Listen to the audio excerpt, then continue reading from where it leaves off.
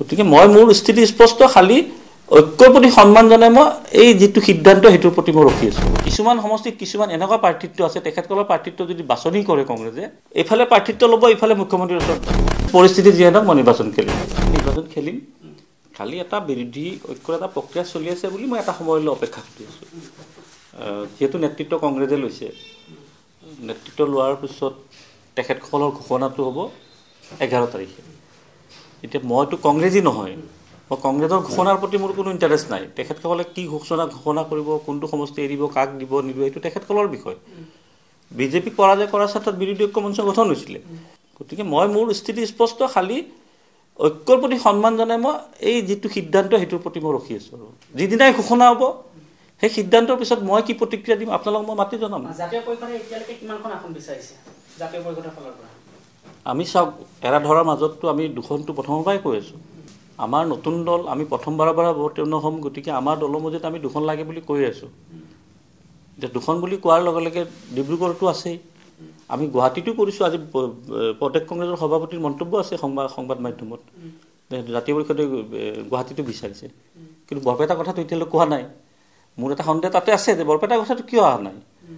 মোৰ কি সেইখিনি যোগ্যতা নাই নেকি, নে সেই বিৰোধী ঐক্যৰ বিবেচনাৰ মাপকাঠিত মই পৰা নাই, সেইটোতো জানিবৰ কাৰণে মই অপেক্ষা কৰিব লাগিব। আজি মই আপোনালোকক কৈ দিব নোৱাৰোঁ, কিন্তু মোৰ লিখনিত আপোনালোকে এটা স্পষ্ট পাইছে যে পৰিস্থিতি যিয়ে নহওক, এতিয়া পৰিস্থিতি যিয়ে নহওক বুলি প্ৰত্যেকৰ এটা নিজা পৰিকল্পনা থাকে। কংগ্ৰেছৰ তালিকাখন ঘোষণা হ'ব দিয়ক, তাৰপিছত মই মোৰ পৰিকল্পনাৰ কথা ক'ম নিশ্চয়।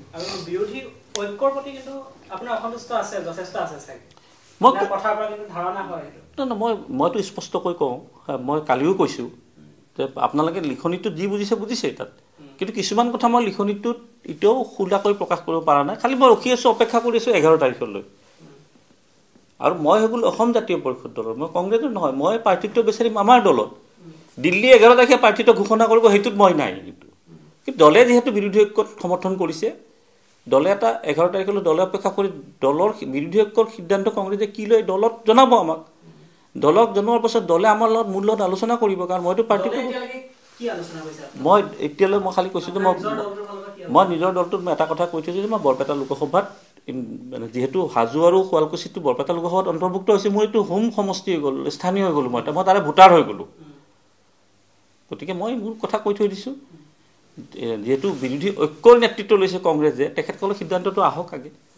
কিন্তু মই দেখা নাই যে এটা সঠিক সিদ্ধান্ত আহিব। কাৰণ কি কাৰণে, আপোনালোকে মই ডিব্ৰুগড়ৰ চিটটো উদাহৰণে দিলোঁ, লখিমপুৰৰ বিতৰ্ক আহিছে যদি আজি লুৰিণজ্যোতিগড়ৰ চিটটো আগতীয়াকৈ ক্লিয়াৰ কৰি থৈ দিলে হয় যে আমি বিৰোধী ঐক্যৰ প্ৰাৰ্থী ডিব্ৰুগড়ত লুৰিণজ্যোতিগড়, বা আমি এটা দিম দুটা দিম যি দিয়ে, শেষ মুহূৰ্তলৈ আমি কংগ্ৰেছ, মই এটা কথা, মই এইটো পক্ষপাতি নহয় যে কংগ্ৰেছৰ তালিকা প্ৰাৰ্থী ঘোষণা হ'ব আমি সেইখনলৈ মই জাতীয় পৰিষদৰ হৈ অপেক্ষা কৰিম, সেইটোৰ পক্ষপাতি মই নাই। কিন্তু মোৰ স্পষ্ট কথা, আৰু এইবিলাক সৃষ্টি কংগ্ৰেছে নিজে কৰিছে। মই আকৌ ক'লোঁ, কিছুমান সমষ্টিত কিছুমান এনেকুৱা প্ৰাৰ্থিত্ব আছে, তেখেতসকলৰ প্ৰাৰ্থিত্ব যদি বাছনি কৰে কংগ্ৰেছে, এইফালে প্ৰাৰ্থিত্ব ল'ব, এইফালে মুখ্যমন্ত্ৰীৰ ওচৰত যাব। কংগ্ৰেছতো চলে এইটো। আৰু মই নিৰ্বাচন খেলিম, কেনেকৈ খেলিম, কি খেলিম, সেইটো আপোনালোকে সময়ত, এতিয়া নহয় বুলিতো মই ধৰি ল'ব নোৱাৰোঁ। নহয় বুলি মই কেতিয়া ধৰিম, যিদিনা আপোনালোকে নহয় বুলি গম পাব, তাৰ কাৰণে আপুনি 11 তাৰিখলৈ ৰখিব লাগিব। সেই যিকোনো পৰিস্থিতিৰ উত্তৰটো পাব আপুনি 11 তাৰিখলৈ ৰখিব লাগিব। যদি হয়, যদি কংগ্ৰেছ আৰু জাতীয় পৰিষদৰ বিৰোধী ঐক্যৰ প্ৰাৰ্থী যদি বৰপেটা লোকসভাত দুলু আহমেদৰ নামটো আহে, তেতিয়াতো পৰিস্থিতিৰ কথাই নাই একো। যদি নহয় তাক, যদি নহয় তেতিয়া মোৰ পৰিকল্পনাটো মই ক'ম তেতিয়া যে মই কেনেকৈ আগবাঢ়িম, কি খেলিম। এটা বিৰোধী ঐক্যৰ বিজেপিক পৰাজয় কৰাৰ ক্ষেত্ৰত বিৰোধী ঐক্য মঞ্চক এতিয়ালৈ সমৰ্থন জনাই আছোঁ, কিন্তু আটাইতকৈ বেছি ভোট পোৱা প্ৰাৰ্থীগৰাকী যদি দলীয় প্ৰাৰ্থীটোৰ বিবেচনাত নাহে বিৰোধী ঐক্য মঞ্চৰ, তাত মোৰ সন্দেহ থাকি যাব। সেইকাৰণে মই কৈছোঁ যে পৰিস্থিতি যিয়ে নহওক মই নিৰ্বাচন খেলিম।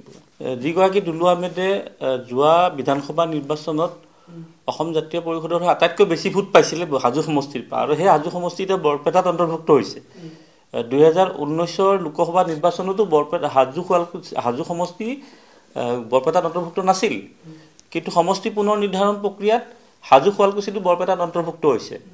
যোৱা বিধানসভা নিৰ্বাচনত মই আটাইতকৈ দলৰ প্ৰাৰ্থী হিচাপে বেছি ভোট পাইছিলোঁ। তাৰপিছতো যদি বিৰোধী ঐক্য মঞ্চৰ সিদ্ধান্তত বৰপেটা সমষ্টিত হাজো আৰু শুৱালকুছি সমষ্টিৰ দুলু আহমেদৰ নামটো যদি বিবেচনাত নাহে, তেনেকৈ সেই বিবেচনা মোৰ অলপ সন্দেহ থাকি যাব। তেখেতসকলে ঘোষণা কৰাৰ পাছত মই মোৰ দলীয় নেতৃত্বৰ লগত কথা পাতিম। দলীয় নেতৃত্বই কি ধৰণে মোক তেনেকুৱা কথাটো কয় সেইখিনি সময়ত মই এতিয়াতো ক'ব নোৱাৰিম কথাটো, কিন্তু মোৰ লিখনিত এটা আপোনালোকে স্পষ্ট এটা হেৰি পাইছে, মই খেলিম। আৰু ধৰি লওক বিৰোধী ঐক্যৰ পৰা দলবিলাক এটা এটাকৈ ওলাই গৈ আছে। আপোনালোকৰ তাত NDTVত বাতৰি পৰিৱেশন হৈছে। এতিয়া তাৰমানে কি অসন্তুষ্ট হৈছে। কালি CPI 3গৰাকী প্ৰাৰ্থী ঘোষণা কৰিলে, আম আদমি অলৰেডি 3গৰাকী প্ৰাৰ্থী আগতীয়াকৈ ঘোষণা কৰিছে, TMC কৈছে আমি 4গৰাকী প্ৰাৰ্থী দিম 10 হ'লে।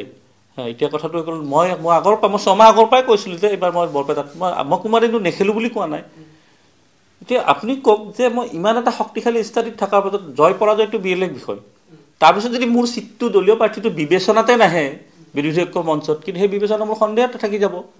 আৰু কিছুমান সন্দেহ মোৰ মনত আছে। মই বিৰোধী ঐক্যৰ কথা কোৱা নাই, মই কংগ্ৰেছ দলৰ কেইটামান সমষ্টিত কেইগৰাকীমান প্ৰাৰ্থী মই এনেকুৱা দেখিছোঁ, যদি কংগ্ৰেছে চূড়ান্ত কৰে তেখেতসকলৰ প্ৰাৰ্থিত্ব, লগালগ দ্বিতীয় দিনাই মুখ্যমন্ত্ৰীৰ ওচৰত যাব, টিকেটটো আনিলোঁ, এতিয়া আপুনি কেনেকৈ চলাব লাগে কওক। সেইবোৰ মই সময়ত ক'ম, এতিয়া নকওঁ। মই বিৰোধী ঐক্যত আৰু লগাব খোজা নাই। বিৰোধী ঐক্য মই খালী সিদ্ধান্তটোৰ প্ৰতি চাই আছোঁ যে কি কৰে। আৰু ধৰি লওক বিৰোধী ঐক্যৰ নেতৃত্ব লৈ আছে কংগ্ৰেছে। আপোনালোকে মাজতে বিতৰ্ক কৰিছে লখিমপুৰত আমাৰ দলৰ সভাপতি লুৰিণজ্যোতি গগৈ ডাঙৰীয়াই প্ৰতিদ্বন্দ্বিতা কৰিব, এটা মিছা বাতৰি ওলাইছে। এইটো সৃষ্টিটো ক'ৰ পৰা হ'ল? কংগ্ৰেছে যদি আমাৰ দলৰ সভাপতিগৰাকীৰ প্ৰাৰ্থিত্বটো যিগৰাকী লুৰিণজ্যোতি গগৈ ডাঙৰীয়া বিৰোধী ঐক্য মঞ্চৰ সাধাৰণ সম্পাদক পদত আছে, তেওঁৰ প্ৰাৰ্থিত্বই ক্লিয়াৰ কৰি দিয়া নাই। আজি তাৰিখত ক্লিয়াৰ কৰি দিয়া নাইতো দূৰৰ কথা, তাৰ পৰা 4গৰাকী আকৌ কংগ্ৰেছৰ প্ৰাৰ্থিত্ব 4 লাখ টকা দি বিচাৰিছে। কথা কিছুমান যদি বিৰোধী ঐক্য সফলে কৰিব লাগে, মই অন্য দল অন্য প্ৰাৰ্থী দুলু আহমেদ আৰু বেলেগ কথা মই বাদেই দিলোঁ, TMC আম আদমি পাৰ্টি CPI মই বাদেই দিলোঁ। স্বয়ং বিৰোধী ঐক্যৰ সভাপতিয়ে সাধাৰণ সম্পাদকৰ ডিব্ৰুগড় সমষ্টি আজিলৈ ক্লিয়াৰ কৰি দিব পৰা নাই। তাতে 4 লাখ টকা দি 4জনৰ আকৌ প্ৰাৰ্থিত্ব আবেদন লৈছে। সময়ত কি হ'ব কোনে ক'ব?